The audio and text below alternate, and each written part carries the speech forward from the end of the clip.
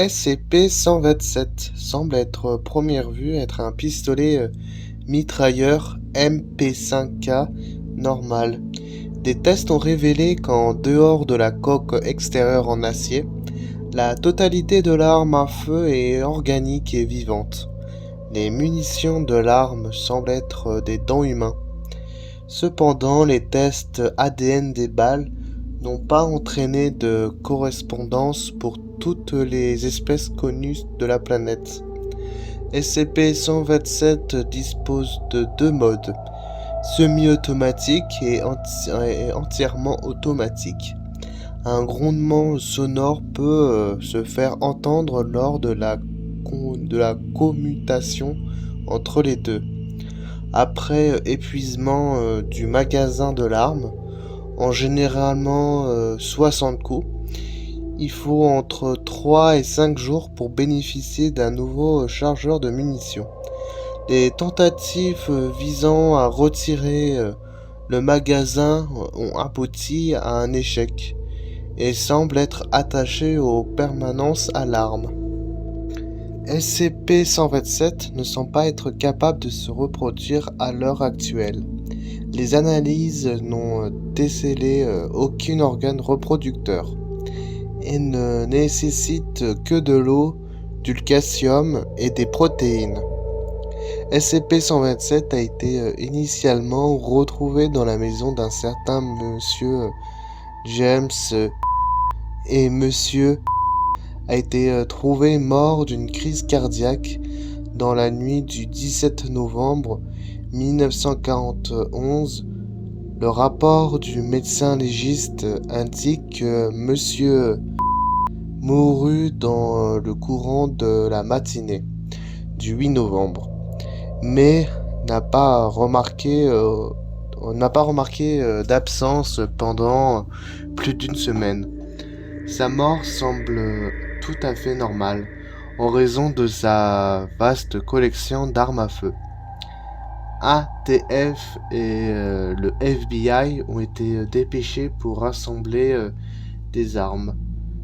SCP-127 a été découvert au cours d'un essai. Il a été rapidement récupéré par les agents de la Fondation. SCP-140 semble être un chapeau ou une autre forme d'accessoire porté sur la tête. Tout individu plaçant SCP-140 sur sa tête verra son identité volée par le chapeau. Cet effet conduit à l'hôte à être complètement méconnaissable, même des personnes lui étant très proches. Les personnes observant un sujet dont l'identité est dévoilée seront seulement capables de décrire vaguement certains traits de l'individu, tels que la couleur des yeux, des cheveux, du teint de peau, les vêtements, mais seront incapables de reconnaître le sujet. Les hôtes seront tout même incapables de convaincre les observateurs de leur identité. Cet effet dure jusqu'à ce que SCP-140 sélectionne un nouveau hôte. Une fois que SCP-140 a volé l'identité d'un sujet à un hôte, lorsque SCP-140 est placé sur la tête d'un autre sujet, l'identité du premier sujet est imprimée sur le second sujet. C'est non seulement possible pour différentes personnes, mais aussi pour les animaux ou les objets inanimés. Par exemple, le sujet a été convaincu avec des chiens, des statues ou des tables basses quand SCP-140 avait préalable été placé sur ces objets. L'apparence de SCP-140 change en même temps qu'il change d'hôte.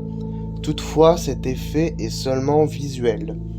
L'objet a pris l'apparence d'un haut de forme, d'un kiba, d'une casquette de baseball, d'un bandana, d'une barrette, d'un casque de moto et d'autres objets. Des imageries par résonance magnétique et par ultrasons ont démontré que cet effet est unique visuel. SCP-140 n'est en réalité rien de plus qu'une longue pièce de tissu usé ressemblant à une voile. C'est la fin de la vidéo. J'espère que cet épisode vous a plu. Vous pouvez liker, partager et commenter. Vous pouvez aussi, bien évidemment, activer la petite cloche. Ça fera toujours plaisir. Allez, ciao, à bientôt dans une prochaine épisode.